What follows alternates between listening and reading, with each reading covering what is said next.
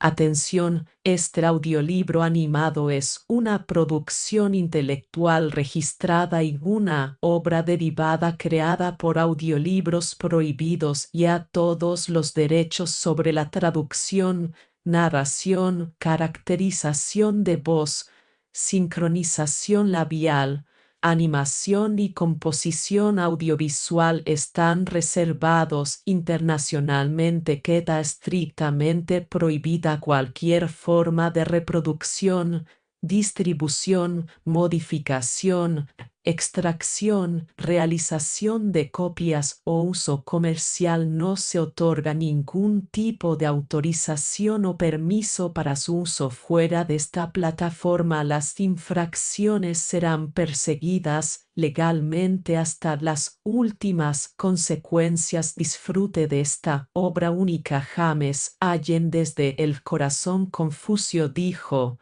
el perfeccionamiento de uno mismo es la base fundamental de todo progreso y de todo desarrollo moral. Una máxima tan profunda y abarcadora como simple, práctica y sencilla, pues no hay camino más seguro hacia el conocimiento ni mejor manera de ayudar al mundo que perfeccionándose uno mismo. Tampoco hay trabajo más noble ni ciencia más elevada que la del autoperfeccionamiento. El que estudia cómo llegar a ser impecable, el que se esfuerza por tener un corazón puro, el que aspira a la posesión de una mente tranquila, sabia y perspicaz, se compromete en la tarea más sublime que el hombre puede emprender y cuyos resultados son perceptibles en una vida bien ordenada, bendita y hermosa. Uno el corazón y la vida como el corazón. Así es la vida. El interior se convierte sin cesar en el exterior. Nada permanece oculto. Lo que está oculto es solo por un tiempo. Madura y sale al fin semilla, árbol, flor y frutos. Son el cuádruple orden del universo. Del estado del corazón de un hombre proceden las condiciones de su vida. Sus pensamientos florecen en actos y sus actos dan el fruto del carácter y el destino. La vida se despliega siempre desde el interior y se revela a la luz, y los pensamientos engendrados en el corazón se revelan finalmente en palabras, acciones y cosas realizadas. Como la fuente del manantial oculto, así fluye la vida de un hombre desde los recovecos secretos de su corazón. Todo lo que es y hace se genera allí. Todo lo que será y hará surgirá de allí. La tristeza y la felicidad, el sufrimiento y el goce, el miedo y la esperanza, el odio y el amor, la ignorancia y la iluminación no están en ninguna parte sino en el corazón. Son únicamente condiciones mentales. El hombre es el guardián de su corazón, el vigilante de su mente, el guardián solitario de su ciudadela de vida. Como tal, puede ser diligente o negligente, puede guardar su corazón con más y más cuidado, puede vigilar y purificar su mente con más ahínco, y puede protegerse contra la aparición de pensamientos injustos. Este es el camino de la iluminación y la bienaventuranza. Por otra parte, puede vivir con soltura y despreocupación, descuidando la tarea suprema de ordenar correctamente su vida.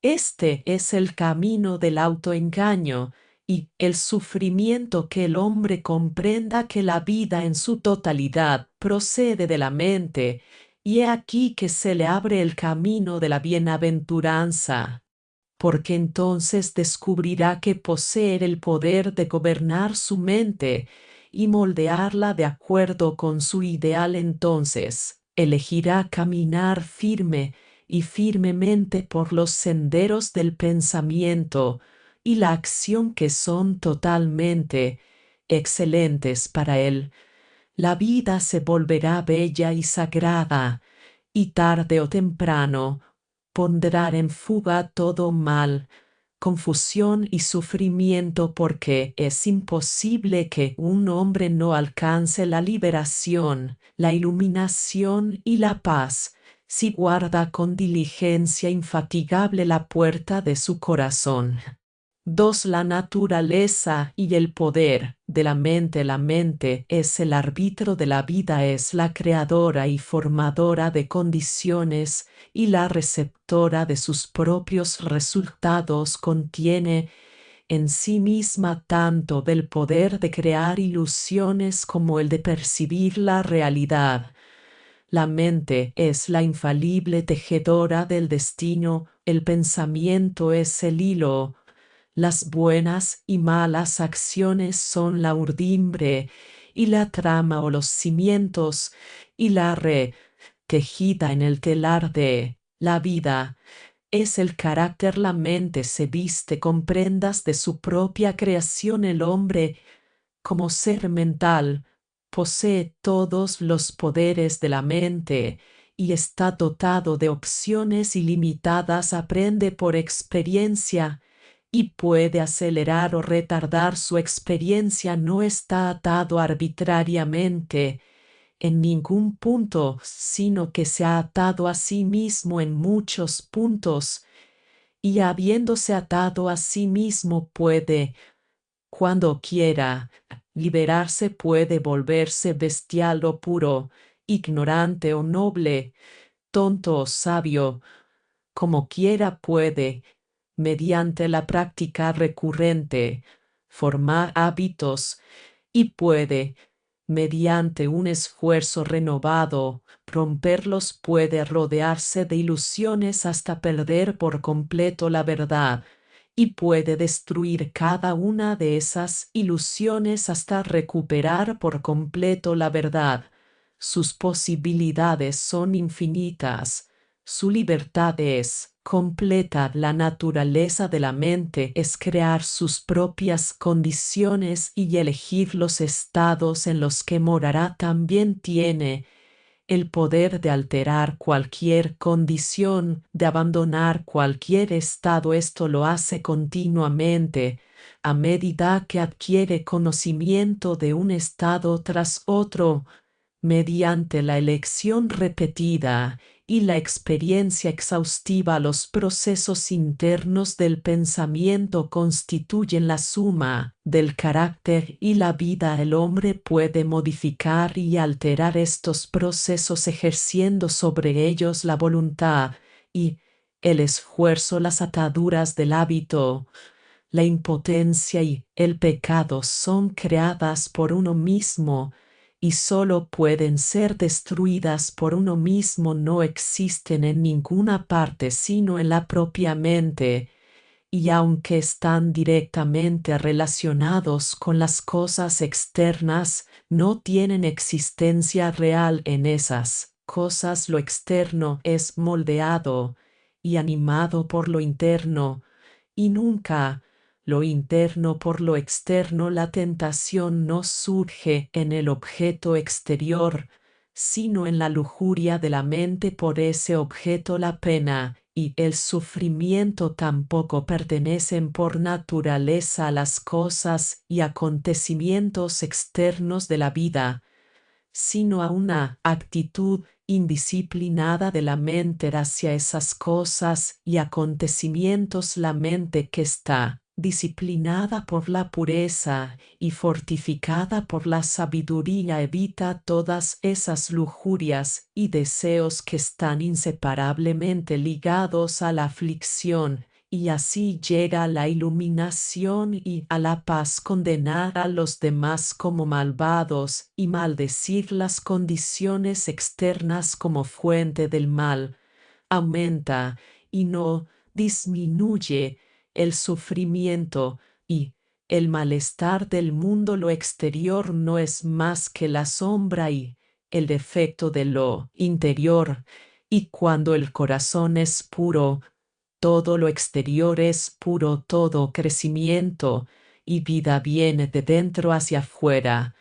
Toda decadencia y muerte viene de fuera hacia adentro. Esta es la ley universal. Toda evolución procede del interior. Todo ajuste debe tener lugar en el interior. El que deja de luchar contra los demás y emplea sus poderes en la transformación, regeneración y desarrollo de su propia mente, conserva sus energías y se conserva a sí mismo, y a medida que logra armonizar su propia mente, conduce a los demás mediante la consideración y la caridad a un estado igualmente bendito. El camino de la iluminación y la paz no se obtiene asumiendo autoridad y guía sobre otras mentes, sino ejerciendo una autoridad legítima sobre la propia mente y guiándose a uno mismo por senderos de virtud firme y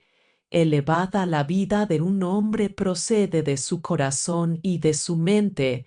Él ha compuesto esa mente con sus propios pensamientos y acciones. Está en su mano remodelar esa mente mediante la elección de sus pensamientos. De esta manera puede transformar su vida. Veamos cómo hacerlo. 3. Formación del hábito. Toda condición mental establecida es un hábito adquirido y se ha convertido en tal por la repetición continua del pensamiento, del abatimiento y la alegría, la cólera y la calma, la codicia y la generosidad.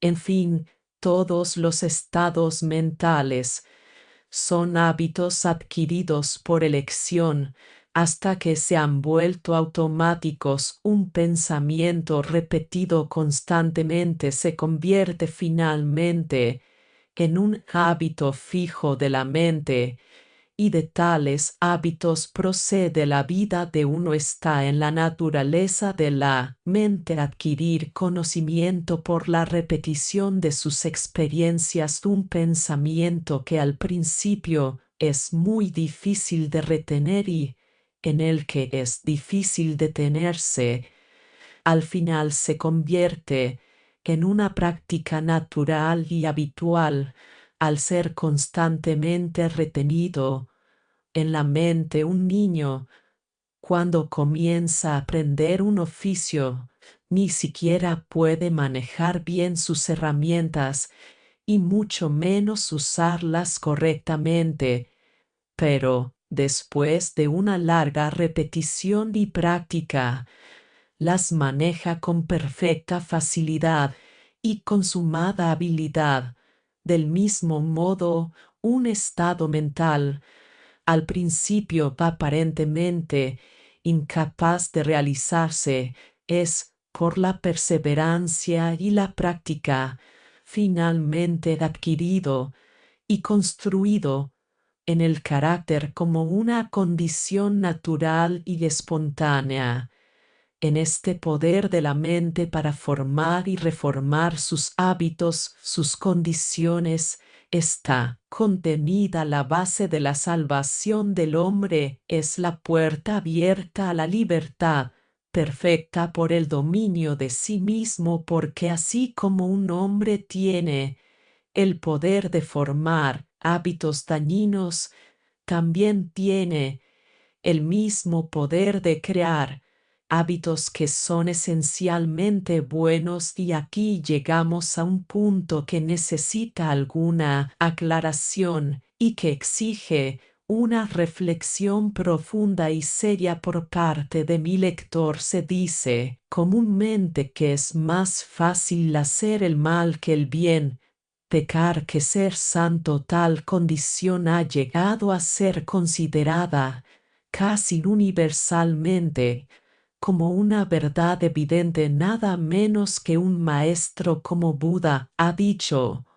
las malas acciones y las acciones perjudiciales para nosotros mismos son fáciles de hacer, lo que es beneficioso y bueno, eso es muy difícil de hacer, punto.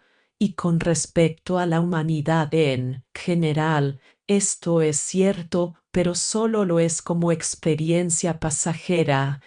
Como factor fugaz en la evolución humana no es una condición fija de las cosas, no es la naturaleza de una verdad eterna. Es más fácil que los hombres hagan el mal que el bien, debido al predominio de la ignorancia, porque no se comprende la verdadera naturaleza de las cosas, ni la esencia y el significado de la vida. Cuando un niño está aprendiendo a escribir, es extremadamente fácil sostener la pluma incorrectamente y formar sus letras incorrectamente, pero es dolorosamente difícil sostener la pluma y escribir correctamente. Esto se debe a la ignorancia del niño sobre el arte de escribir, que solo puede ser disipada por el esfuerzo persistente y la práctica, hasta que, por fin, se vuelve natural y fácil sostener la pluma correctamente, y difícil, así como totalmente innecesario, hacerlo incorrecto. Lo mismo ocurre con las cosas vitales de la mente y de la vida. Pensar y actuar correctamente requiere mucha práctica y un esfuerzo renovado, pero al fin llega el momento en que se hace habitual y fácil pensar y obrar correctamente, y difícil, ya que entonces se ve que es totalmente innecesario hacer lo que está mal, así como un artesano se vuelve, por la práctica, consumado en su oficio. Así tú puedes volverte, por la práctica, consumado en la bondad. Es enteramente una cuestión de formar nuevos hábitos de pensamiento, y aquel para quien los pensamientos correctos se han vuelto fáciles y naturales, y los pensamientos y actos incorrectos difíciles de hacer, ha alcanzado la virtud más elevada, el conocimiento espiritual puro. Es fácil y natural para los hombres pecar porque han formado, por repetición incesante, hábitos de pensamiento dañinos y no iluminados. Es muy difícil para el ladrón abstenerse de robar cuando se presenta la oportunidad, porque ha vivido tanto tiempo en pensamientos codiciosos y avariciosos. Pero tal dificultad no existe para el hombre honesto que ha vivido tanto tiempo con pensamientos rectos y honestos. Se ha vuelto tan ilustrado en cuanto a lo erróneo, insensato e infructuoso del robo, que ni siquiera la más remota idea de robar entra en su mente. El pecado del robo es muy extremo y lo he introducido para ilustrar más claramente la fuerza y la formación del hábito. Pero todos los pecados y virtudes se forman de la misma manera. La ira y la impaciencia son naturales y fáciles para miles de personas, porque repiten constantemente pensamientos y actos de ira e impaciencia, y con cada repetición el hábito está más firmemente establecido y más profundamente arraigado. La calma y la paciencia pueden llegar a ser habituales de la misma manera, captando primero, mediante el esfuerzo, un pensamiento tranquilo y paciente, y luego pensándolo continuamente y viviendo en él, hasta que el uso se convierte en una segunda naturaleza. Y la ira y la impaciencia desaparecen para siempre. Es de esta manera que todo pensamiento erróneo puede ser expulsado de la mente, que todo acto falso puede ser destruido, que todo pecado puede ser vencido. 4. Hacer y saber que el hombre se dé cuenta de que su vida, en su totalidad, procede de su mente, que se dé cuenta de que la mente es una combinación de hábitos que él puede, mediante un esfuerzo paciente, modificar en cualquier medida, y sobre los cuales puede así obtener completo ascendiente, dominio y control al instante. Habrá obtenido la posesión de la llave que abrirá la puerta de su completa emancipación, pero la liberación de los males de la vida, que son los males de la mente, es una cuestión de crecimiento constante desde el interior y no una adquisición repentina desde el exterior. Cada hora y cada día la mente debe ser entrenada para pensar pensamientos inoxidables y adaptar actitudes correctas y desapasionadas en aquellas circunstancias en las que es propensa a caer en el error y la pasión, como del escultor paciente sobre su mármol. El aspirante a la vida correcta debe trabajar gradualmente sobre el material crudo de su mente hasta que haya forjado de él el ideal de sus sueños más santos. Al trabajar hacia tan supremo logro, es necesario comenzar por los pasos más bajos y fáciles y proceder por etapas naturales y progresivas hacia los más altos y difíciles. Esta ley de crecimiento, progreso, evolución y desenvolvimiento por etapas graduales y siempre ascendentes es absoluta en todos los departamentos de la vida y en todas las realizaciones humanas. Si no se tiene en cuenta, el fracaso será total en la adquisición de la educación, en el aprendizaje de un oficio o en la prosecución de un negocio.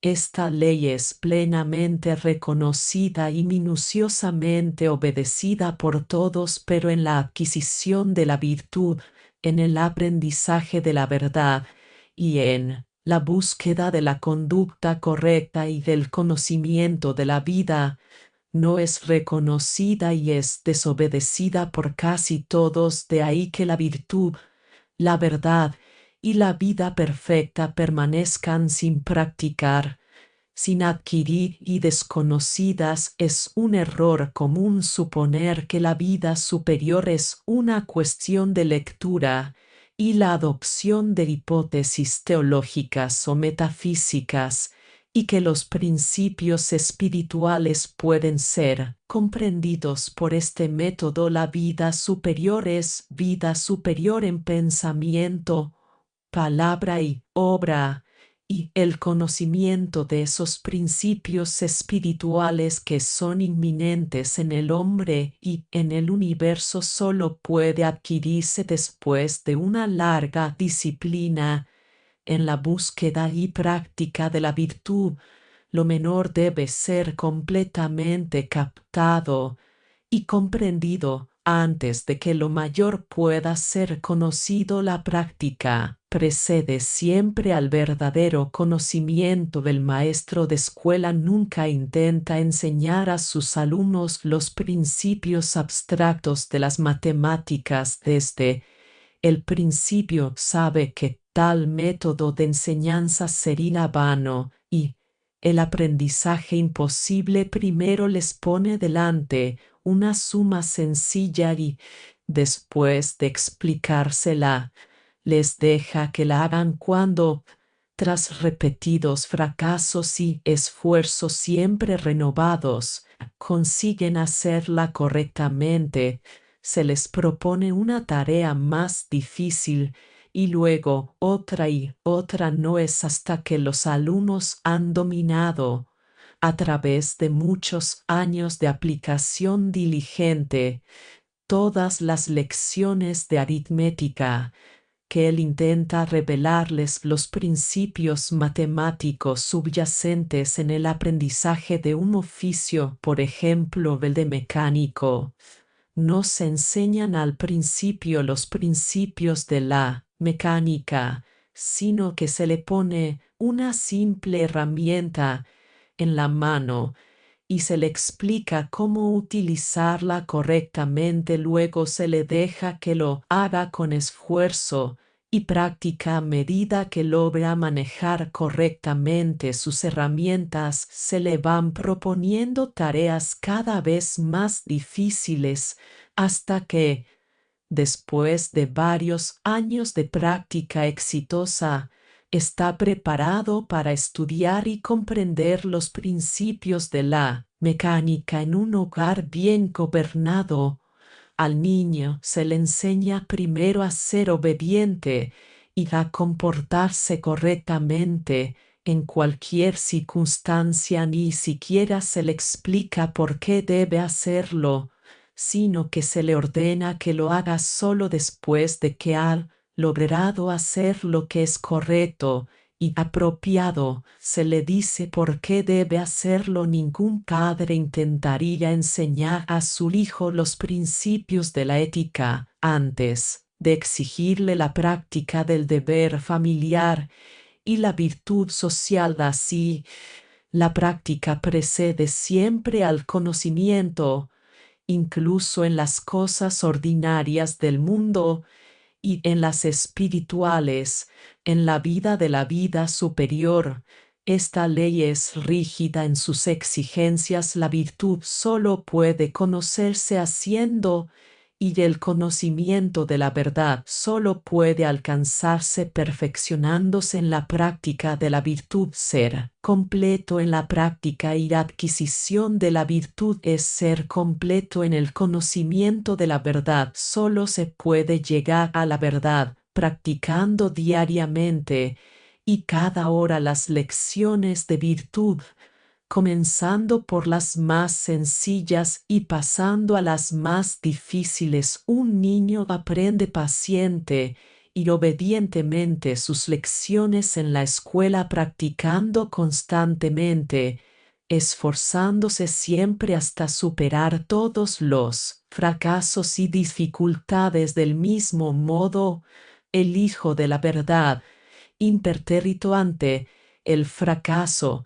y fortalecido por las dificultades, se aplica a hacer lo correcto en pensamiento y acción. A medida que logra adquirir la virtud, su mente se despliega en el conocimiento de la verdad, y es un conocimiento en el que puede descansar con seguridad. 5 primeros pasos en la vida superior. Visto que el camino de la virtud es el camino del conocimiento, y que antes de que los principios omniabarcantes de la verdad puedan ser comprendidos, la perfección en los pasos más humildes debe ser adquirida. ¿Cómo, entonces, comenzará un discípulo de la verdad? ¿Cómo aprenderá las lecciones de la virtud aquel que aspira a enderezar su mente y a purificar su corazón, ese corazón que es la fuente y el depósito de todos los asuntos de la vida? ¿Cómo se construye así bien la fuerza del conocimiento, destruyendo la ignorancia y los males de la vida? ¿Cuáles son las primeras lecciones, los primeros pasos? ¿Cómo se aprenden? ¿Cómo se practican? ¿Cómo se dominan y comprenden? Las primeras lecciones consisten en superar aquellas condiciones mentales erróneas que son más fáciles de erradicar y que son las barreras comunes para el progreso espiritual, así como en practicar las sencillas virtudes domésticas y sociales. Ayudaré mejor al lector si agrupo y clasifico los 10 primeros pasos en 3: Lecciones, como sigue: vicios del cuerpo a vencer y erradicar. Primera lección: disciplina del cuerpo. 1. Paso: ociosidad, pereza o indolencia. Segunda etapa: autoindulgencia o gula. Segunda lección: disciplina de la palabra. 3.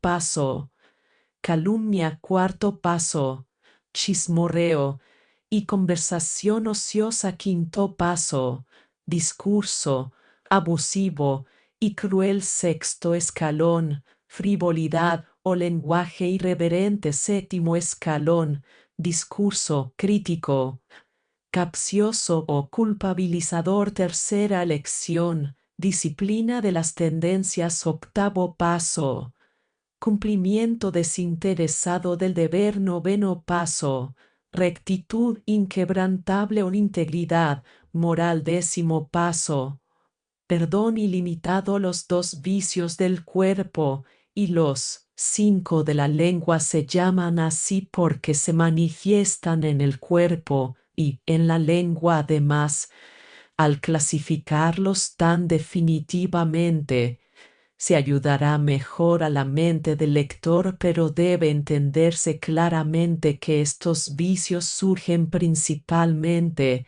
en la mente y son condiciones erróneas del corazón que se manifiestan en el cuerpo y la lengua. La existencia de tales condiciones caóticas es una indicación de que la mente no está iluminada en absoluto en cuanto al verdadero significado y propósito de la vida, y su erradicación es el comienzo de una vida virtuosa, firme e iluminada. Pero, ¿cómo superar y erradicar estos vicios? En primer lugar, y de inmediato, comprobando y controlando sus manifestaciones externas y suprimiendo el acto incorrecto. Esto estimulará a la mente a la vigilancia y la reflexión hasta que, mediante la práctica repetida, llegue a percibir y comprender las condiciones oscuras, equivocadas y erróneas de la mente, de las que surgen tales actos. Entonces los abandonará por completo. Se verá que el primer paso en la disciplina de la mente es la superación de la indolencia o pereza. Este es el paso más fácil y hasta que no se cumpla perfectamente, no se pueden dar los otros pasos. El aferramiento a la indolencia constituye una barrera completa para el camino de la verdad. La indolencia consiste en dar al cuerpo más descanso y sueño de lo que requiere, en dejar las cosas para más tarde y en eludir y descuidar aquellas cosas que deberían recibir atención inmediata. Esta condición de pereza debe ser superada despertando al cuerpo a una hora temprana, dándole justo la cantidad de sueño que requiere para una recuperación completa y haciendo pronta y vigorosamente cada tarea, cada deber, no importa cuán pequeño sea. A medida que se presenta. En ningún caso se debe comer o beber en la cama y permanecer en la cama después de haberse despertado. Entregándose a la relajación y al ensueño es un hábito fatal para la prontitud y la resolución del carácter, y para la pureza de la mente. Tampoco se debe intentar pensar a esas horas. El pensamiento fuerte, puro y verdadero es imposible. En tales circunstancias un hombre debe ir a la cama a dormir, no a pensar. Debe levantarse para pensar y trabajar, no para dormir. El siguiente paso es la superación de la autoindulgencia o glotonería. El glotón es aquel que come solo para gratificación animal.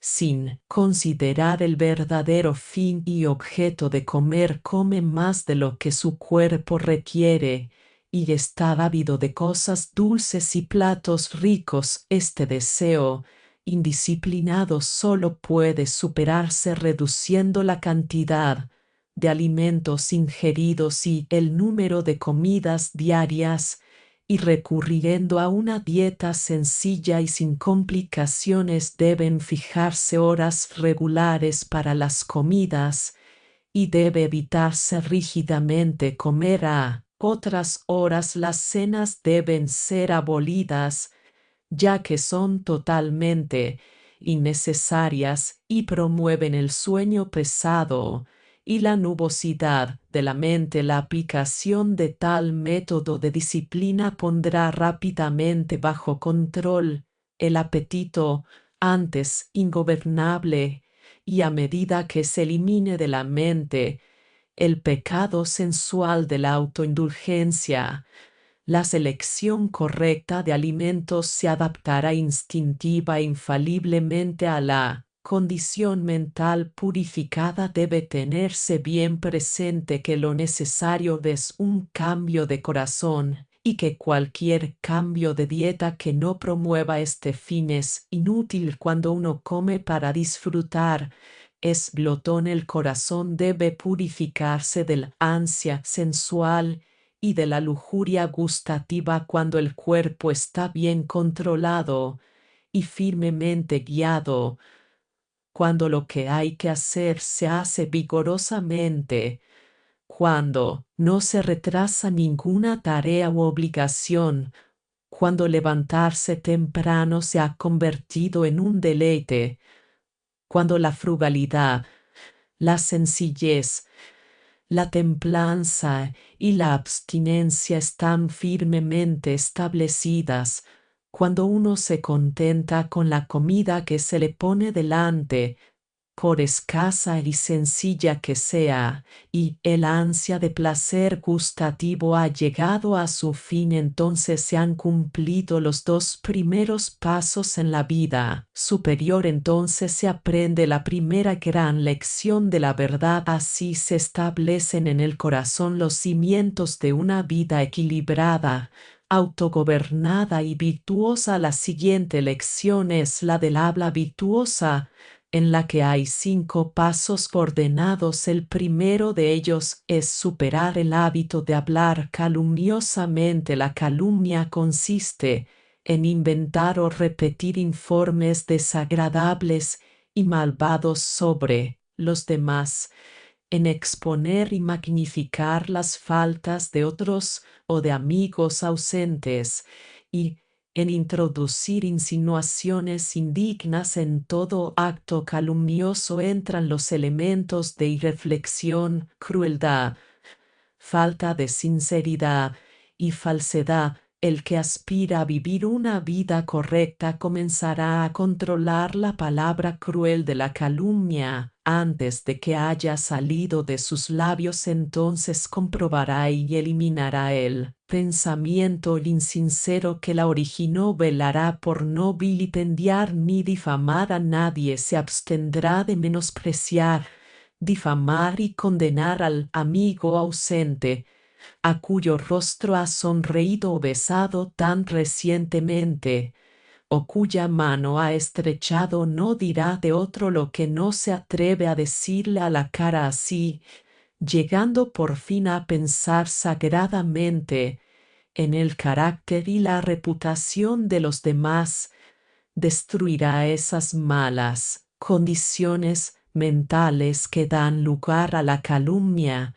El paso siguiente es la superación del chismorreo y de la conversación ociosa. La conversación ociosa consiste en hablar de los asuntos privados de los demás, en hablar simplemente para pasar el tiempo y en entablar conversaciones sin sentido e irrelevantes. Esta forma de hablar sin control es el resultado de una mente mal controlada.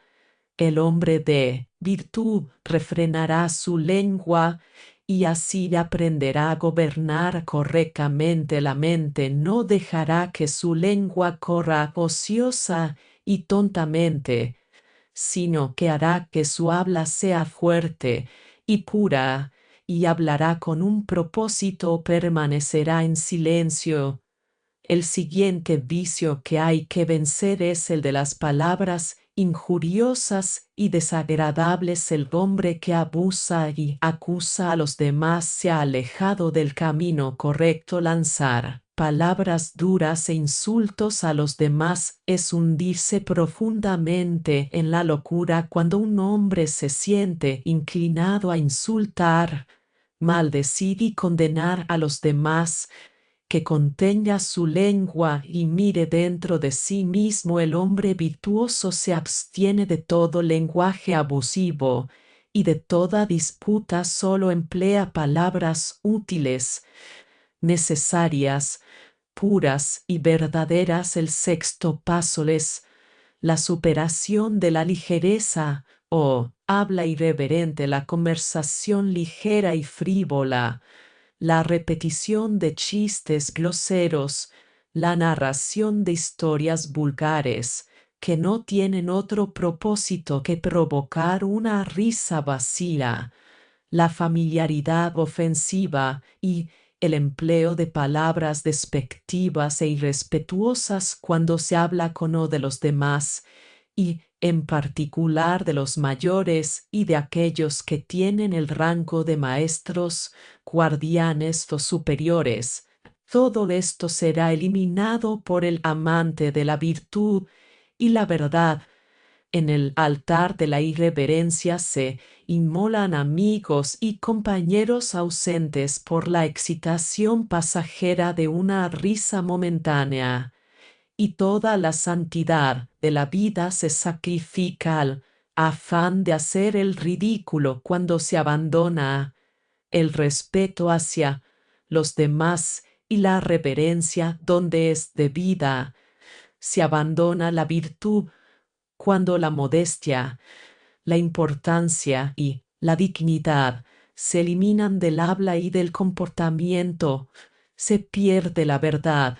Si incluso su puerta de entrada se oculta y se olvida, la irreverencia es degradante, incluso en los jóvenes, pero cuando acompaña a las canas y aparece en el comportamiento del predicador, es en verdad un espectáculo lamentable. Y cuando esto puede ser imitado y seguido, entonces los ciegos guían a los ciegos. Entonces los ancianos, los predicadores y la gente han perdido su camino. El virtuoso hablará con seriedad y reverencia, pensará y hablará de los ausentes como piensa y habla de los muertos. Tierna y sagradamente abandonará la irreflexión y cuidará de no sacrificar su dignidad para satisfacer un impulso pasajero de frivolidad y superficialidad. Su humor será puro e inocente, su voz será tenue y musical, y su alma se llenará de gracia y dulzura a medida que logre conducirse como corresponde a un hombre de verdad. El último paso de la segunda lección es la superación de la crítica o discurso culpabilizador. Este vicio de la lengua consiste en magnificar e insistir en faltas pequeñas o aparentes, en discusiones tontas y en seguir argumentos vanos basados en suposiciones, creencias y opiniones infundadas. La vida es corta y real, y el pecado, la pena y el dolor no se remedian con disputas. El hombre que está siempre alerta para captar las palabras de los demás con el fin de contradecirlas y rebatirlas, aún no ha alcanzado el camino más elevado de la santidad, la vida más verdadera de la entrega de sí mismo el hombre que está siempre alerta para revisar sus propias palabras con el fin de suavizarlas y purificarlas, encontrará el camino más elevado y la vida más verdadera. Conservará sus energías, mantendrá la compostura de su mente y preservará en sí mismo el espíritu de la verdad. Cuando la lengua está bien controlada y sabiamente sometida, cuando los impulsos egoístas y los pensamientos indignos ya no se precipitan a la lengua exigiendo ser pronunciados, cuando el habla se ha vuelto inofensiva, pura, gentil, amable y resuelta, y no se pronuncia palabra alguna sino con sinceridad y honestidad, entonces se han cumplido los 5 pasos para el habla virtuosa, entonces se ha aprendido y dominado la segunda gran lección de la verdad. Y ahora algunos preguntarán, ¿pero por qué toda esta disciplina del cuerpo y restricción de la lengua? Seguramente la vida superior puede realizarse y conocerse sin tan agotadora labor, tan incesante esfuerzo y vigilancia. No, no es posible. En lo espiritual como en lo material, nada se hace sin trabajo, y lo superior no puede ser conocido hasta que lo inferior sea realizado. ¿Puede un hombre hacer una mesa antes de haber aprendido a manejar una herramienta y clavar un clavo? ¿Y puede un hombre modelar su mente de acuerdo con la verdad antes de haber superado la esclavitud de su cuerpo?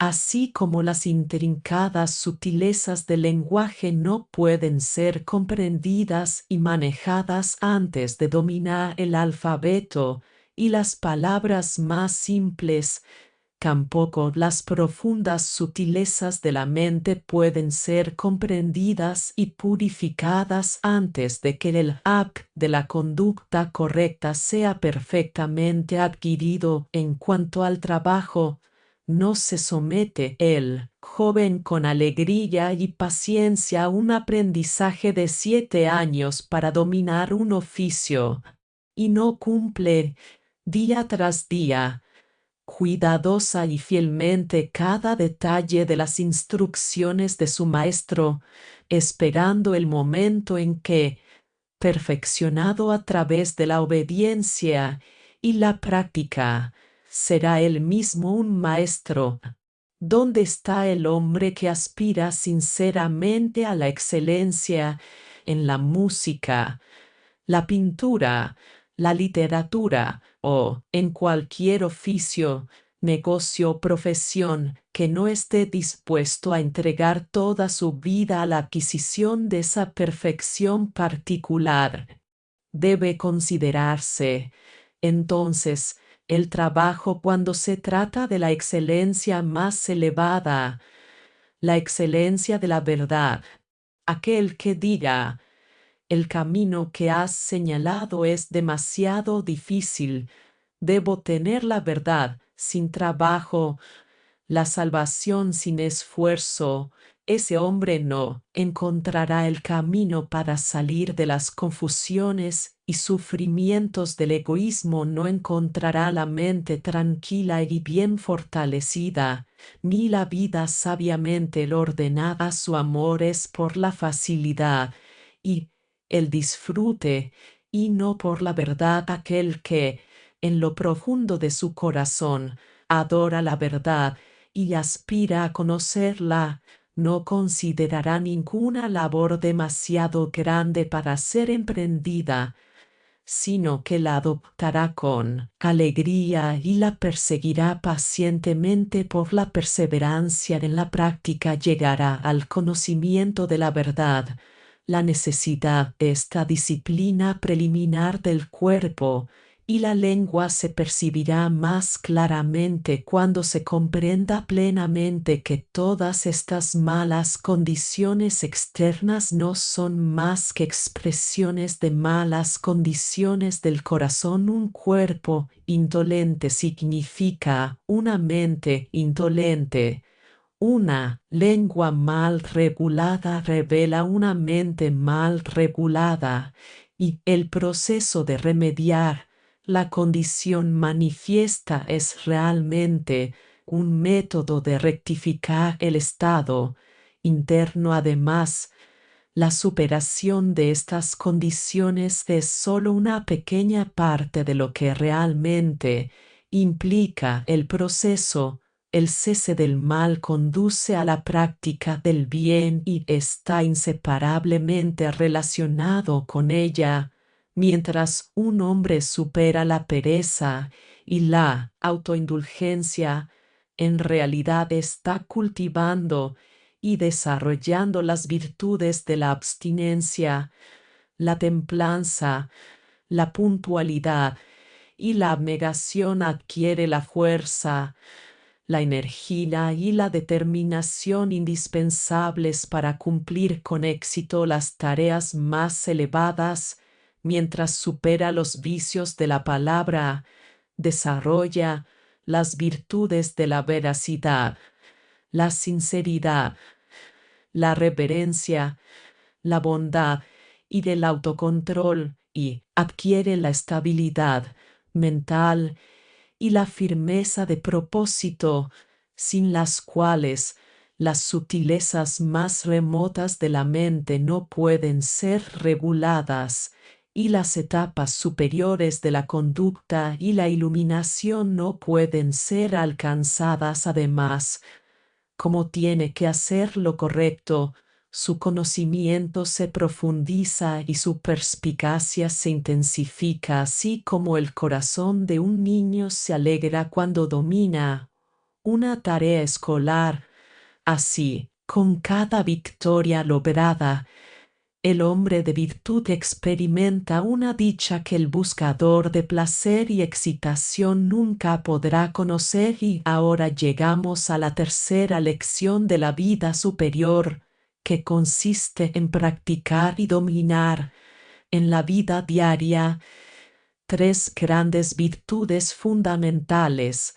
Uno, cumplimiento desinteresado del deber. Dos, rectitud, inquebrantable integridad moral. Tres, perdón ilimitado. Habiendo preparado la mente mediante la superación de las condiciones más superficiales y caóticas mencionadas en las dos primeras lecciones, el luchador por la virtud y la verdad está ahora preparado para emprender tareas mayores y más difíciles, y para controlar y purificar los motivos más profundos del corazón. Sin el correcto cumplimiento del deber, las virtudes superiores no pueden ser conocidas, y la verdad no puede ser aprendida. Generalmente se considera el deber como un trabajo fastidioso, algo obligatorio que hay que soportar o evitar de algún modo. Esta manera de considerar el deber procede de una condición egoísta de la mente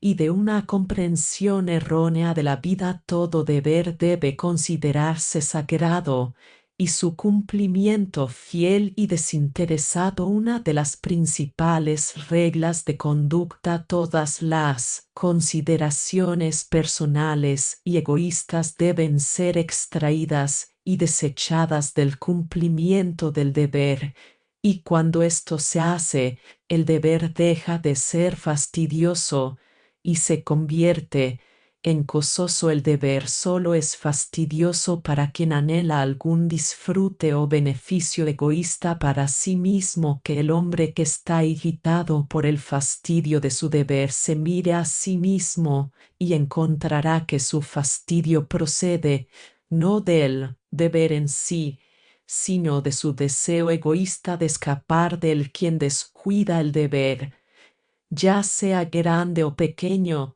o de naturaleza pública o privada, descuida la virtud, quien en su corazón se rebela contra el deber.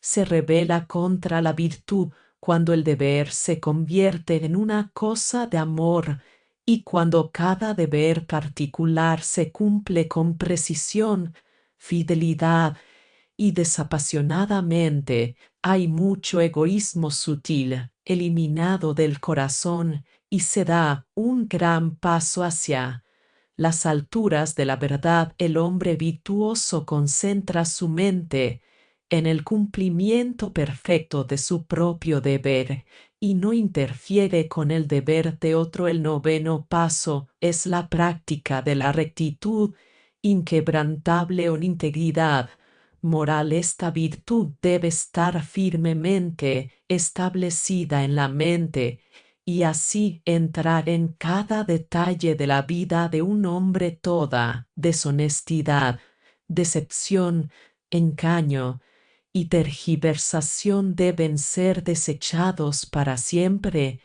y del corazón purgado de todo vestigio de insinceridad y engaño. La menor desviación del camino de la rectitud o la rectitud es una desviación de la virtud. No debe haber extravagancia ni exageración en las palabras, sino que debe decirse la pura verdad. Participar en el engaño, no importa cuán aparentemente insignificante sea, por orgullo jactancioso o con la esperanza de ventaja personal, es un estado de engaño que uno debe esforzarse por disipar. Se exige del hombre de virtud que no sólo practique la más rígida honestidad de pensamiento, palabra y obra, sino que sea exacto en sus declaraciones, sin omitir ni añadir nada a la verdad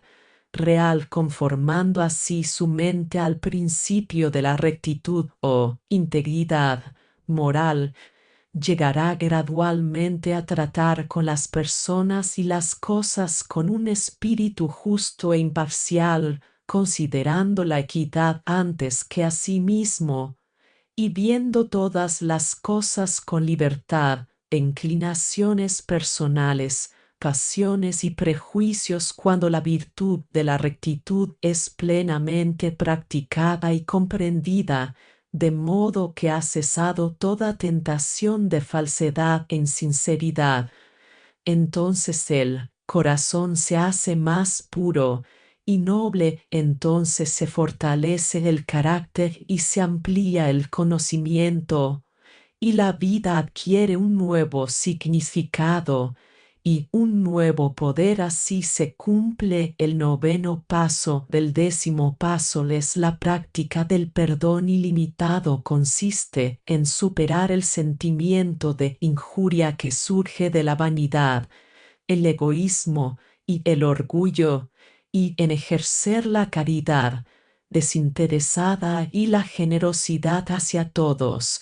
El rencor, el desquite y la venganza son tan innobles, tan viles, tan insignificantes e insensatos, que no merecen la menor atención. Nadie que fomente tales condiciones en su corazón puede elevarse por encima de la locura y el sufrimiento y guiar su vida correctamente. Solo desechándolas y dejando de conmoverse por ellas puede un hombre abrir los ojos al verdadero camino de la vida. Solo desarrollando un espíritu indulgente y caritativo puede esperar acercarse y percibir la fuerza y la belleza de una vida bien ordenada. En el corazón del hombre fuertemente virtuoso no puede surgir ningún sentimiento de injuria personal. Ha renunciado a toda represalia y no tiene enemigos. Si otros hombres se consideran sus enemigos,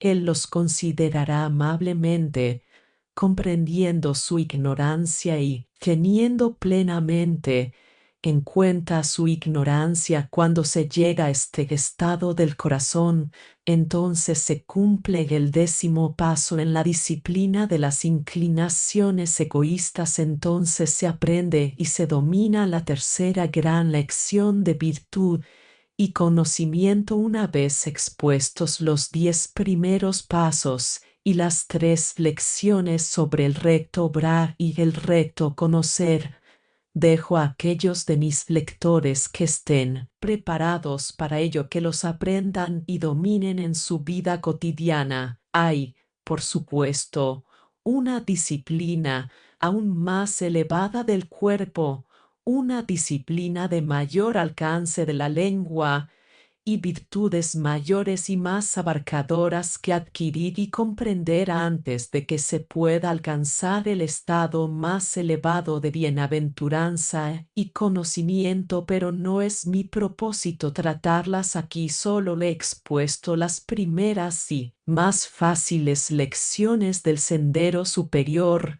y cuando las haya dominado completamente, el lector se habrá purificado, fortalecido, iluminado tanto que no quedará a oscuras en cuanto a su futuro progreso. Aquellos de mis lectores que hayan completado estas 3 lecciones ya habrán percibido, más allá y por encima, las altas altitudes de la verdad y el estrecho y precipitado sendero que conduce a ellas, y elegirán si han de proseguir el camino recto que he trazado. Puede ser seguido por todos con mayor provecho para sí mismos y para el mundo, e incluso aquellos que no aspiran a alcanzar la verdad desarrollarán una mayor fuerza intelectual y moral, un juicio más fino y una paz mental más profunda, perfeccionándose en este camino. Su prosperidad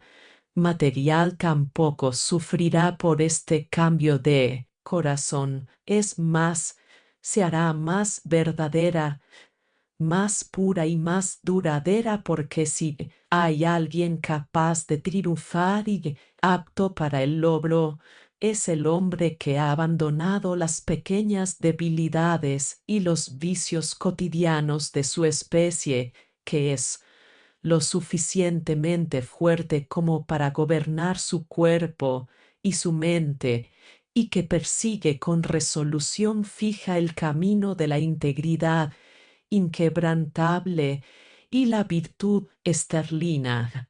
6.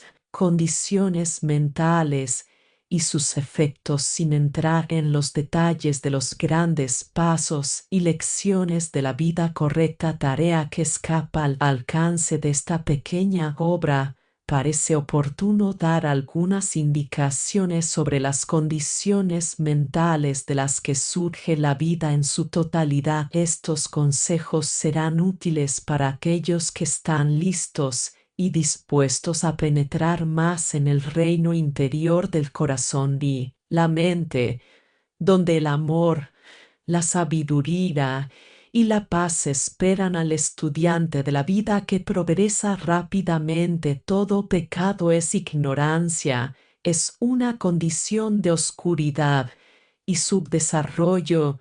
El mal pensador y el malhechor están en la misma posición en la escuela de la vida que el alumno ignorante. En la escuela de aprendizaje todavía tiene que aprender a pensar y actuar correctamente, es decir, de acuerdo con la ley. El alumno en el aprendizaje no es feliz mientras haga mal sus lecciones. Del mismo modo, no se puede escapar de la infelicidad mientras el pecado permanezca invicto. La vida es una serie de lecciones. Algunos son diligentes en aprenderlas y llegan a ser puros, sabios y completamente felices. Otros son negligentes y no se aplican, permanecen impuros, tontos e infelices. Toda forma de infelicidad surge de una condición mental errónea. La felicidad es inherente a las condiciones correctas de la mente. La felicidad es armonía mental. La infelicidad es inarmonía mental. Mientras un hombre viva en condiciones mentales erróneas, vivirá una vida errónea y sufrirá continuamente. El sufrimiento tiene sus raíces en el error. La dicha es inherente a la iluminación. Solo hay salvación para el hombre en la destrucción de su propia ignorancia, error y autoengaño. Donde hay condiciones mentales erróneas, hay esclavitud y desasosiego. Donde hay condiciones correctas de la mente, hay libertad y paz. He aquí algunas de las principales condiciones mentales erróneas y sus efectos desastrosos en la vida. 1. El odio, que conduce a la injuria, la violencia, el desastre y el sufrimiento. 2. La lujuria, que conduce a la confusión del intelecto, el remordimiento, la vergüenza y la desdicha. 3. La codicia, que conduce al miedo, la inquietud, la infelicidad y la pérdida. 4. Orgullo, que conduce a la decepción, la humillación y la falta de autoconocimiento. 5. Vanidad, que lleva a la angustia y a la mortificación del espíritu. 6. Condena, que lleva a la persecución y al odio de los demás. 7. Mala voluntad, que lleva a fracasos y problemas. 8. La autoindulgencia, que conduce a la miseria, a la pérdida de juicio, a la grosería, a la enfermedad y a la negligencia. 9. La ira, que conduce a la pérdida de poder e influencia. 10. Deseo, esclavitud de sí mismo, que conduce a la pena, la locura, el dolor, la incertidumbre y la soledad.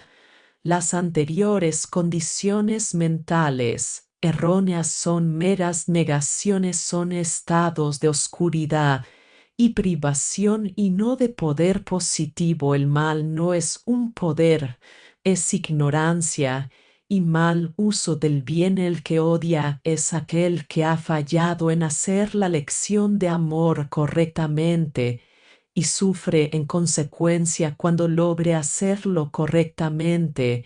El odio habrá desaparecido y verá y comprenderá la oscuridad y la impotencia del odio. Esto es así con toda condición errónea. Las siguientes son algunas de las condiciones mentales correctas más importantes y sus efectos beneficiosos sobre la vida de uno.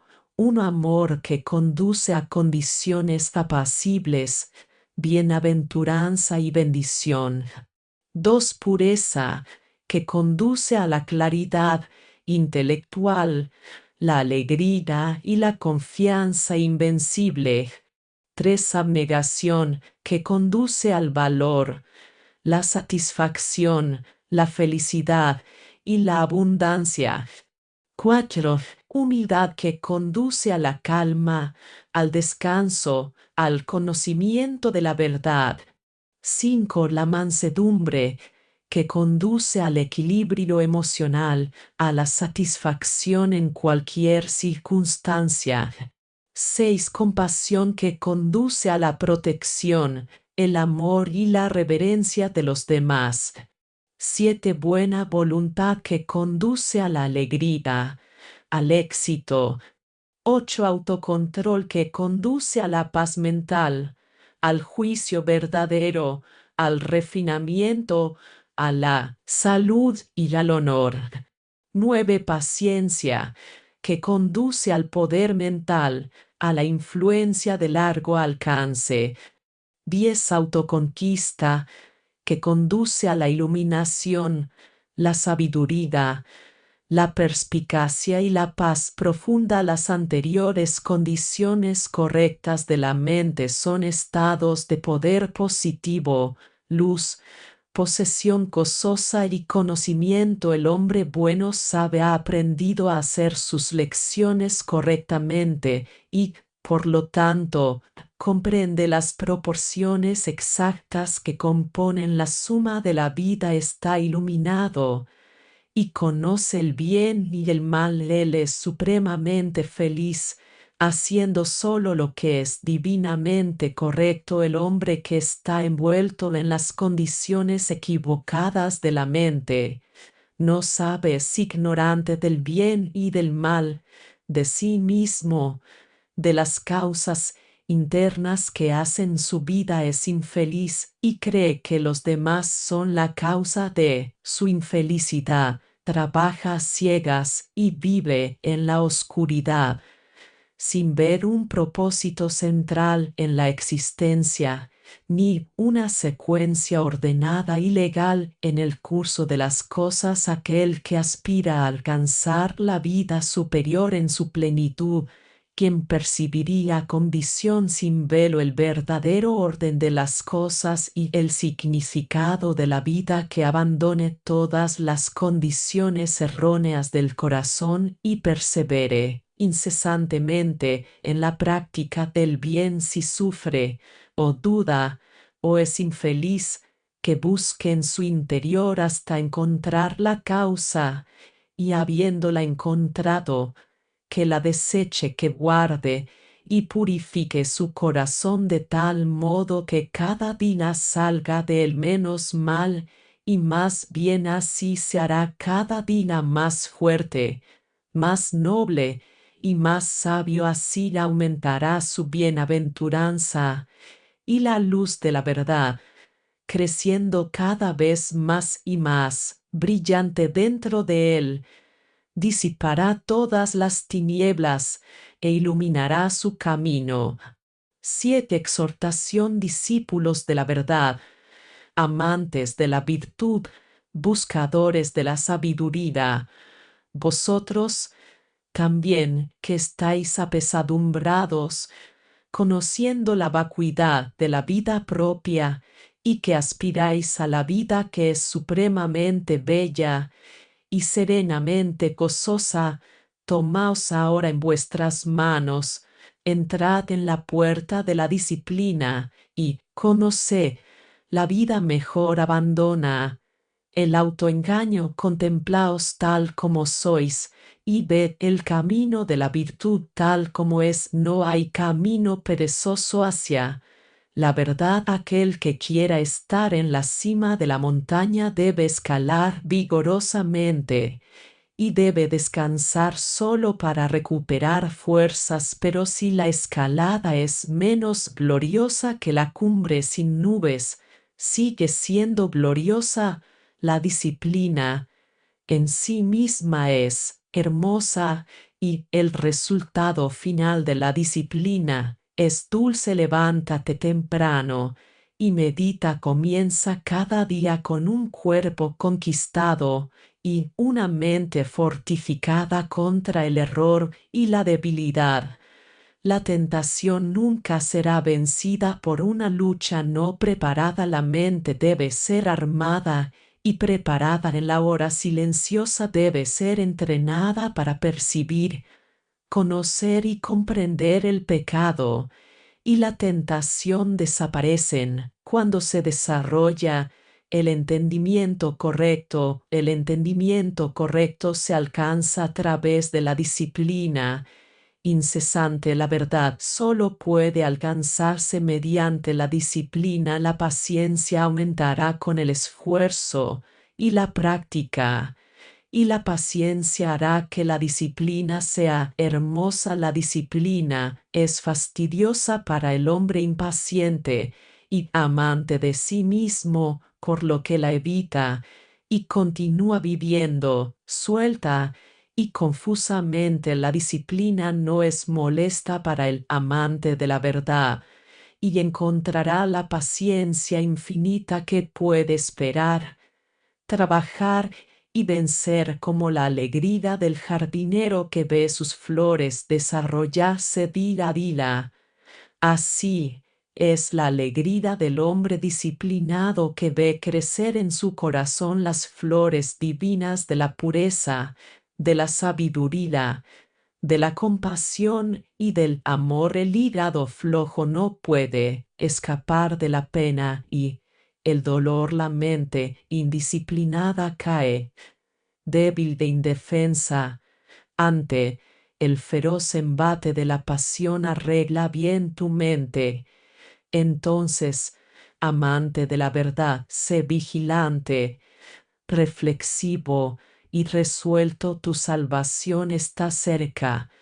Tu disposición y esfuerzo son todo lo que se necesita. Si fracasas 10 veces, no te desanimes. Si fracasas 100 veces, levántate y sigue tu camino. Si fracasas 1000 veces, no desesperes. Cuando se entra en el camino correcto, el éxito es seguro si no se abandona completamente el camino. Primero la lucha y luego la victoria. Primero el trabajo, luego el descanso. Primero la debilidad, luego la fuerza. Al principio la vida inferior y el resplandor y la confusión de la batalla, y al final la vida bella, el silencio y la paz. Todas las cosas comunes, los acontecimientos de cada día, que con la hora comienzan y terminan, nuestros placeres y nuestros descontentos son rondas por las que podemos ascender. No tenemos alas, no podemos volar, pero tenemos pies para escalar y subir. Longfellow. Atención, este audiolibro animado es una producción intelectual registrada y una obra derivada creada por Audiolibros Prohibidos, y a todos los derechos sobre la traducción, narración, caracterización de voz, sincronización labial, animación y composición audiovisual están reservados internacionalmente. Queda estrictamente prohibida cualquier forma de reproducción, distribución, modificación, extracción, realización de copias o uso comercial. No se otorga ningún tipo de autorización o permiso para su uso fuera de esta plataforma. Las infracciones serán perseguidas legalmente hasta las últimas consecuencias. Disfrute de esta obra única.